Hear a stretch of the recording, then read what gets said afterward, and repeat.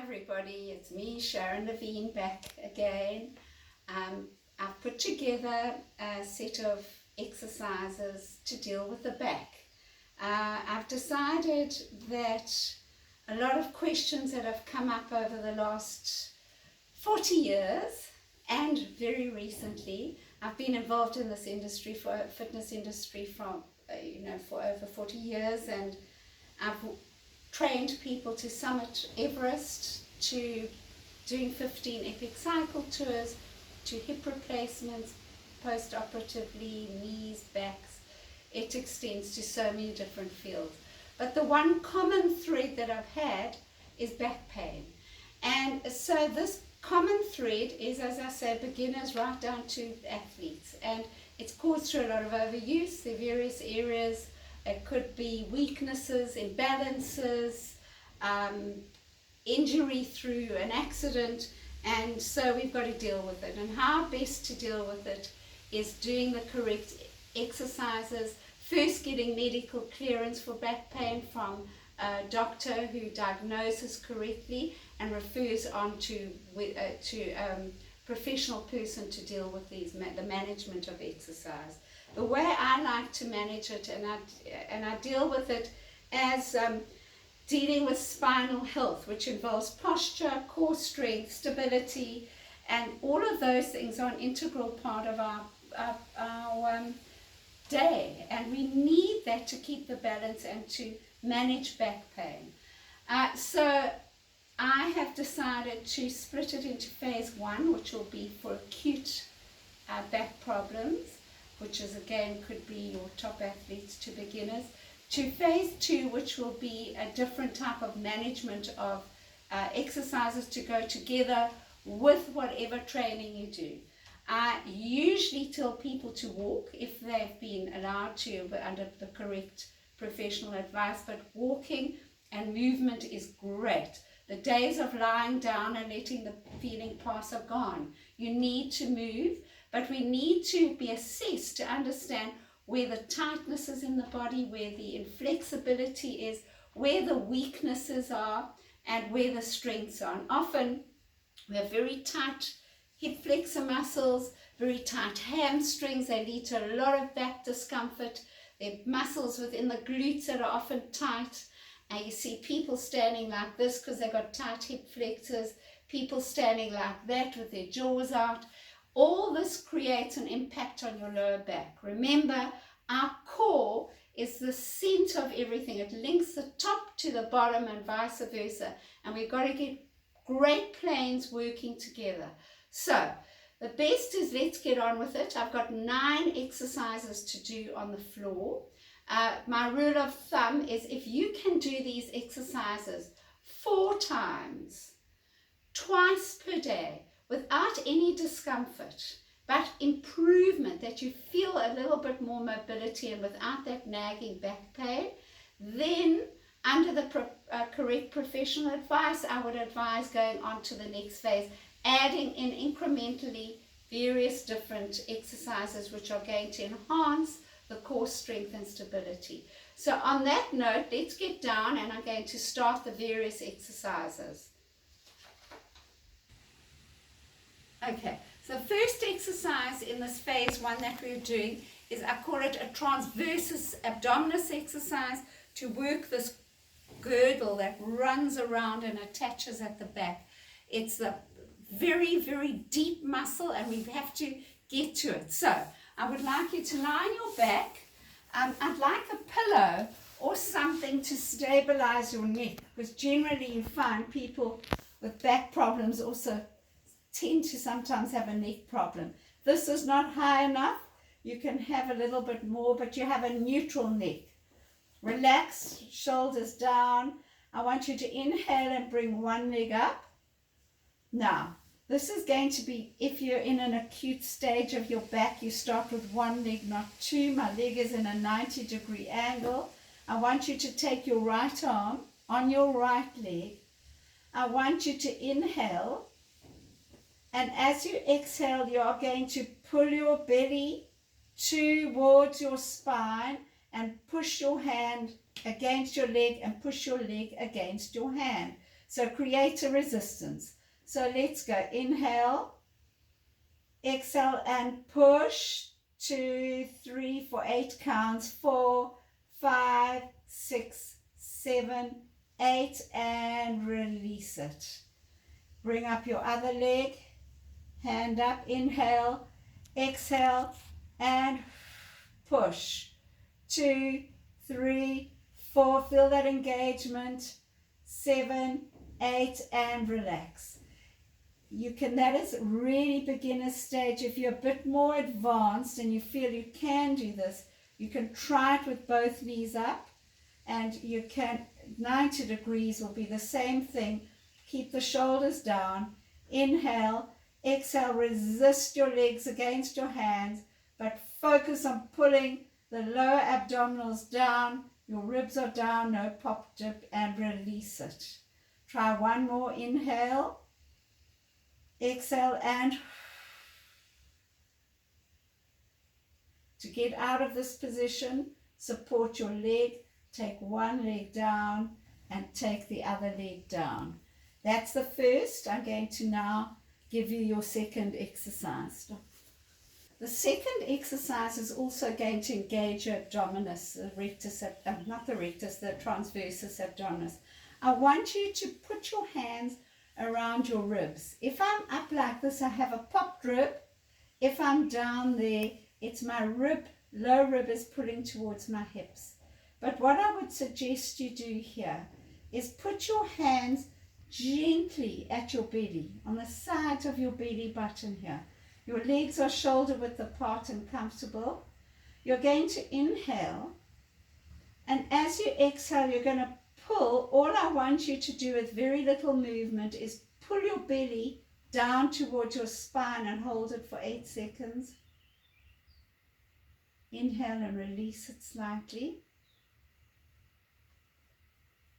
And let's go. Inhale again.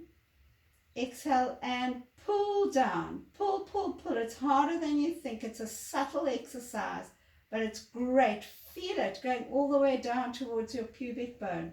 Pull, pull, pull. Goes right down into your spine. Release it gently. And again, inhale. Exhale and pull. Now I'd like you to repeat that exercise between 8 and 10 times. And when you finish doing it, release it. Sometimes your back feels quite tight. Gently just bring one knee into your chest and then the other two. Now I'm going to go on to your exercise 3. The third exercise is a pelvic tilt. Now this pelvic tilt activates the anterior, which is the front, and the posterior part of your pelvis. Now people with a very sensitive back, be careful. I'll take 2 fingers and I put them on these hip bones. Most of you can feel your hip bones. Feet are shoulder width apart, stabilized. I want your neck is relaxed. That's another very important part. I want you to inhale, and as you exhale, I want you to pull the pubic bone and the coccyx off the floor.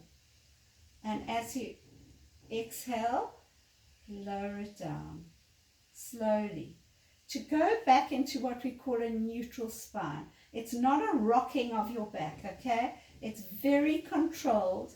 So we're going to, there are 2 ways of doing it. You can either go inhale and on your exhale curl up, and then go inhale and exhale and roll down. That is the way you do it in Pilates, but I do find a lot of people have a problem doing that sort of breathing.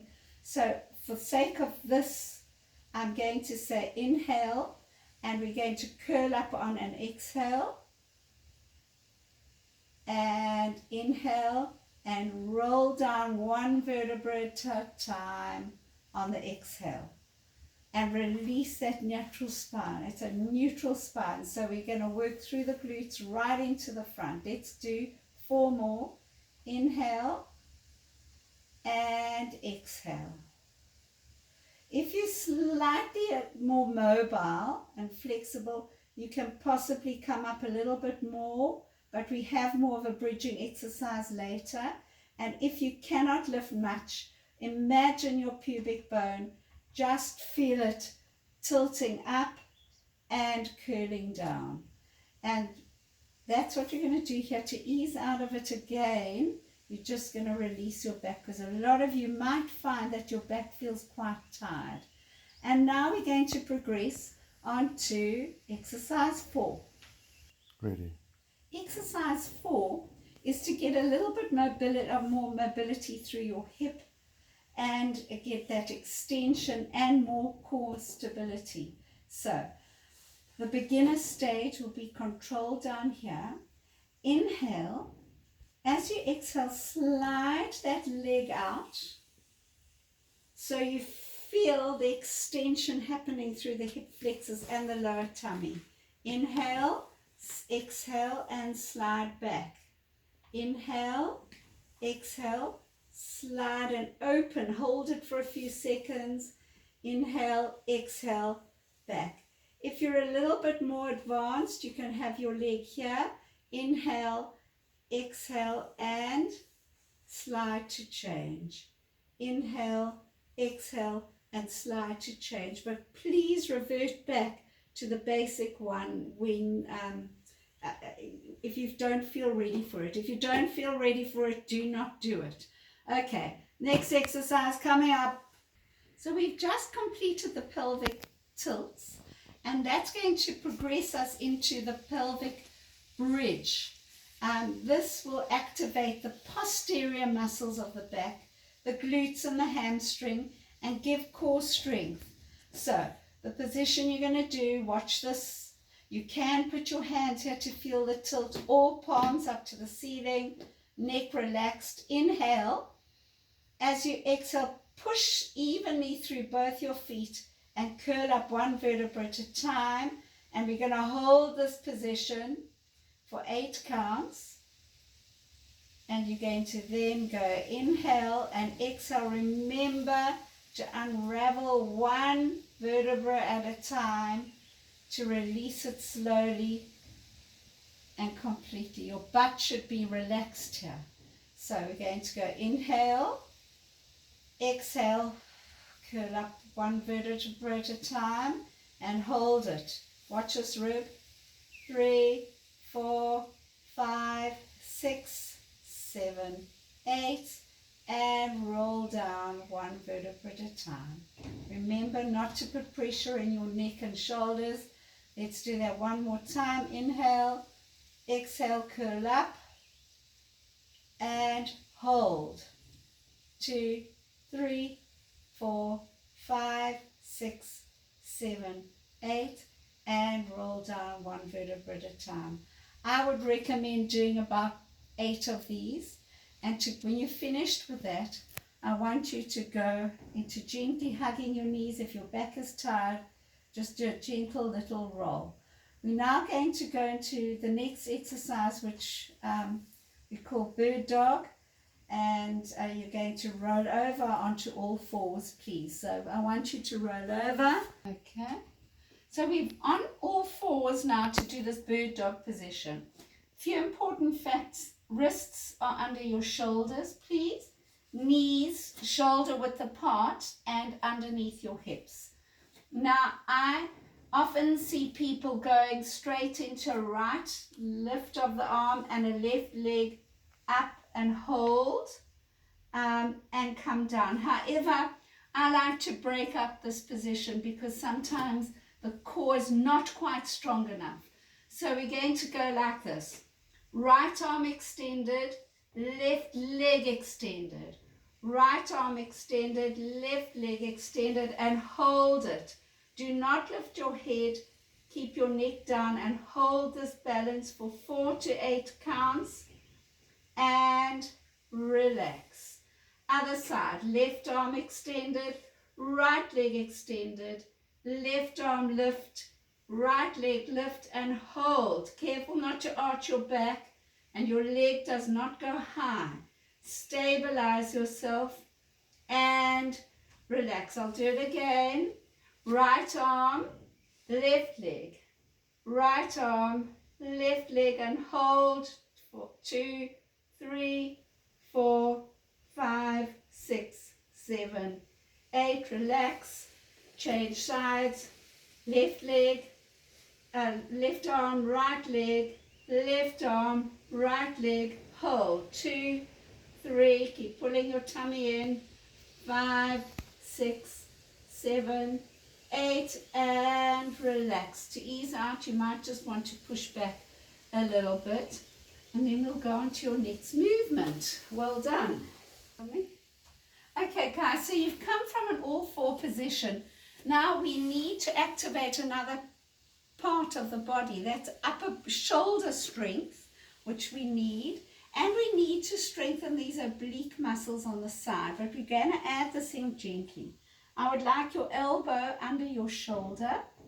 And I want you to have your knees slightly in front and your legs slightly behind. I want you to lift up so that you're holding that bridge. And if you're able to, you're going to hold this position. In, breathe in, and blow out. Don't strain your neck, and keep a long plumb line from your shoulder to your elbow. Keep pulling in your lower transversus, those powerful muscles. Feel those obliques working, feel them working, and release it down.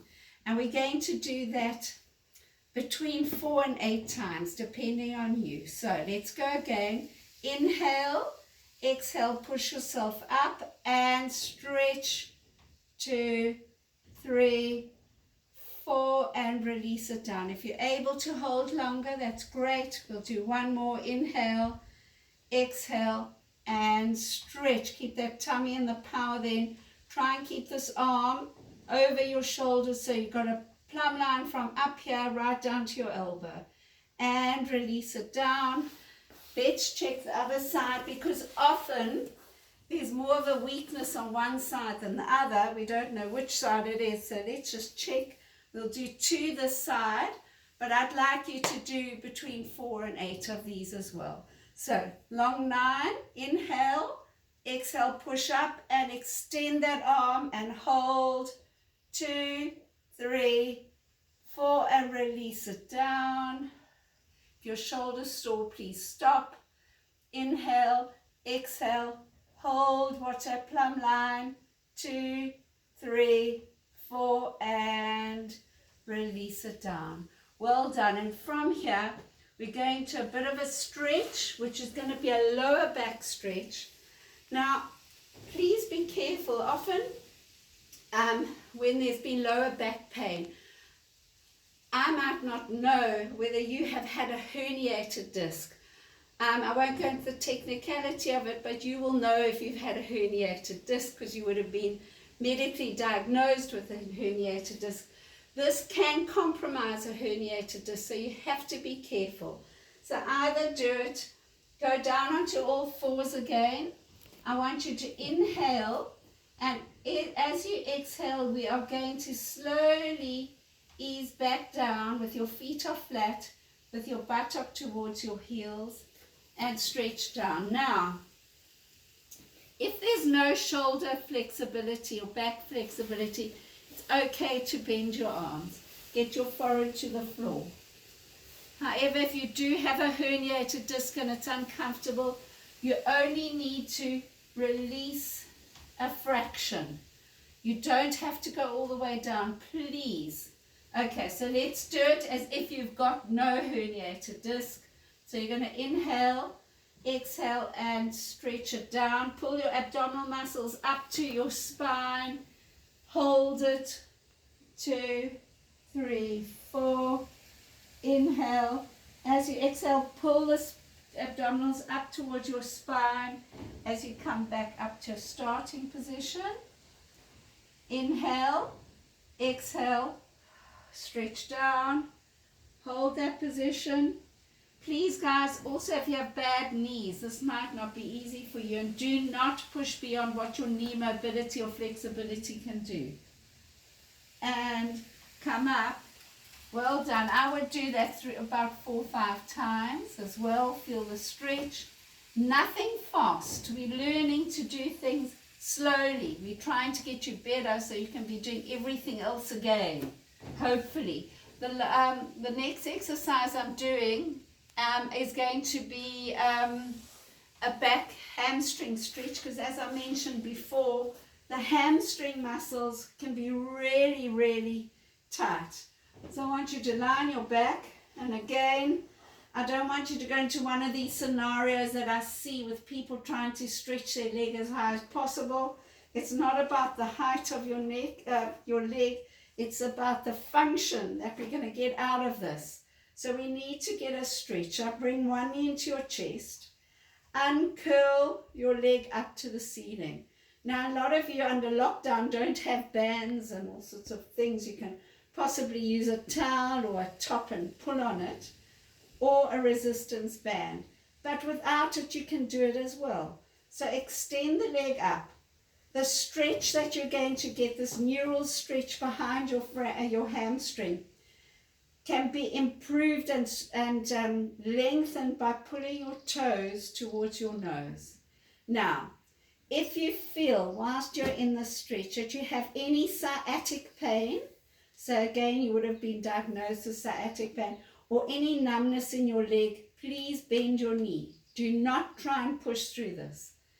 And hold this position. Make sure your shoulders are pushed down towards your hip bones, that you haven't got any popped ribs, that they're all pulled down, neck is relaxed. And once you've held this stretch for about 20 or 30 seconds, you can add in some ankle mobility and just do a point and flex on your foot.